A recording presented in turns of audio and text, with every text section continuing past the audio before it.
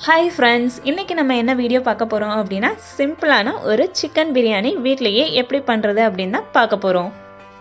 வாங்க வீடியோக்குள்ளே போகலாம்.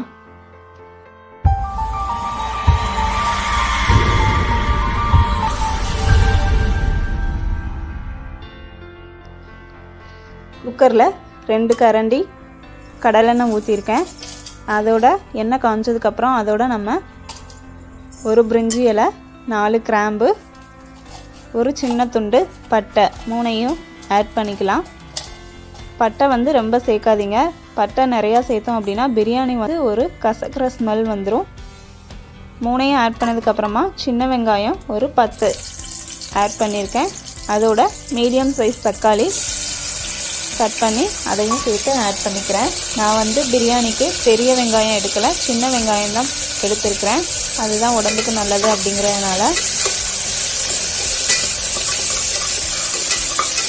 நல்லா தக்காளி வெங்காயம் எல்லாமே நல்லா சுருள வதக்கணும். அதுக்கப்புறம் தான் நம்ம சிக்கன் வந்து ஆட் பண்ணணும். நான் வந்து ஒரு 200 கிராம் அளவுக்கு எலும்புள்ள சிக்கன் எடுத்துருக்கிறேன். நான் வந்து 1 கிளாஸ் அரிசிக்காக தான் 200 கிராம் சிக்கன் எடுத்துருக்கிறேன். தக்காளி வெங்காயம்லாம் நல்லா சுருள வதக்கினதுக்கப்புறம் நம்ம இந்த சிக்கனையும் ஆட் பண்ணி அதையும் சேர்த்து நல்லா வதக்கலாம். ஒரு 5 மினிட்ஸ் நல்லா ஆனியன் தக்காளி எல்லாத்தையும் சேர்த்து வதக்கிக்கோங்க. இதுக்கப்புறமா நம்ம மசாலா ஐட்டம்ஸ் வந்து ஆட் பண்ணலாம். 1 டேபிள் ஸ்பூன் பிரியாணி மசாலா, அப்புறமா 1/2 டேபிள் ஸ்பூன் கரம் மசாலா, கொஞ்சமாக மஞ்சள்,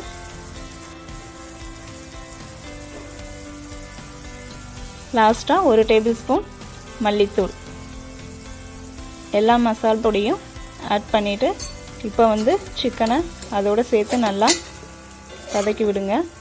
மசால் பொடி அந்த பச்சை ஸ்மெல் போகிற வரையும் நம்ம நல்லா வதக்கணும். மசால் பொடிலாம் கருகிற அளவுக்கு வந்து வதக்காதீங்க.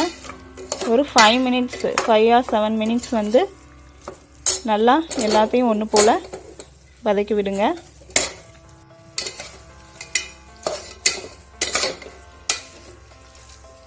இந்த மாதிரி நல்லா மசாலா எல்லாமே சிக்கன் உள்ளே இறங்குற மாதிரி நல்லா வதக்கிக்கோங்க ஒரு 5 மினிட்ஸ். இந்த ஸ்டேஜில் நம்ம ரைஸ் வந்து ஆட் பண்ணணும். நான் இந்த குட்டி கிளாஸ்க்கு 1 கிளாஸ் பாஸ்மதி ரைஸ் வந்து எடுத்திருக்கேன். பாஸ்மதி ரைஸை வந்து நான் ஒரு 10 மினிட்ஸ் தான் ஊற வச்சு எடுத்திருக்கேன். ரொம்ப நேரம் வந்து பாஸ்மதி ரைஸை ஊற வைக்காதீங்க. ரொம்ப நேரம் ஊறிச்சு அப்படின்னா குழஞ்சிரும். அதனால் ஒரு 10 மினிட்ஸ் மட்டும் ஊற வச்சு எடுத்துக்கோங்க. அப்படி தான் நான் எடுத்துருக்கிறேன். அந்த ரைஸை நம்ம இப்போ அதோட சிக்கனோட ஆட் பண்ணிடலாம். இப்போ ரைஸ் ஆட் பண்ணதுக்கப்புறம் திரும்பி ரைஸு சிக்கன் அந்த மசாலா எல்லாமே ஒன்று போல் சேர்கிற மாதிரி நல்லா ஒரு 2 செகண்ட் வந்து நல்லா கிளறி விடுங்க. இந்த மாதிரி கிளறி விட்டுட்டு நம்ம தண்ணி ஆட் பண்ணோம் அப்படின்னா நமக்கு சிக்கன் ஃப்ளேவர் வந்து நல்லா கிடைக்கும்.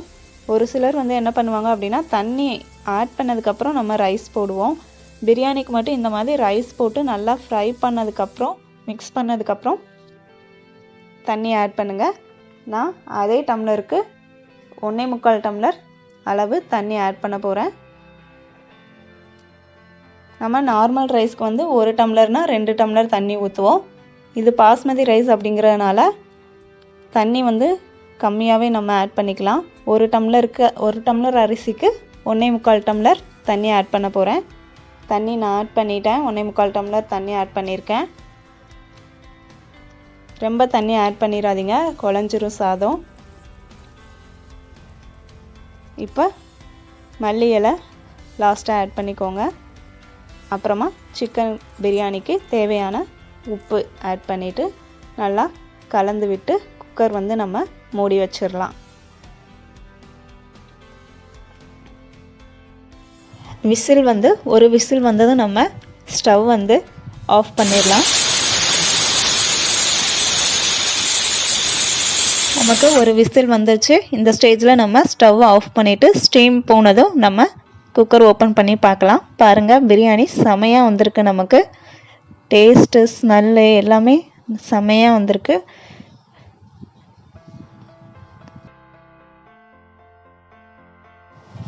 ஓப்பன் பண்ணோடனே நல்லா கிளறி விட்டுட்டு உடனே பிரியாணியை வேற ஒரு பாத்திரத்துக்கு சேஞ்ச் பண்ணி வச்சுருங்க. வேற ஒரு பாத்திரத்தில் மாற்றி வச்சுருங்க. என்னதான் நமக்கு ஸ்டீம் போய் நம்ம ஓப்பன் பண்ணியிருந்தாலுமே அடியில் குக்கர் கொஞ்சம் ஹீட்டாக தான் இருக்கும். சாதம் அதுலேயே இருந்தது அப்படின்னா ரொம்ப குழஞ்சிரும். அதனால் உடனே வேற ஒரு பாத்திரத்துக்கு நீங்கள் சேஞ்ச் பண்ணிக்கோங்க. அவ்வளோதாங்க, சிக்கன் பிரியாணி ஈஸியாக நம்ம ரெடி பண்ணியாச்சு. நீங்களும் இது மாதிரி வீட்டில் ட்ரை பண்ணி பாருங்கள். உங்களுக்கு இந்த வீடியோ பிடிச்சிருந்தது அப்படின்னா மறக்காமல் லைக் பண்ணுங்கள், கமெண்ட் பண்ணுங்கள், ஷேர் பண்ணுங்கள். கூடவே அந்த சப்ஸ்கிரைப் பட்டனையும் ப்ரெஸ் பண்ணிருங்க. Bye bye friends.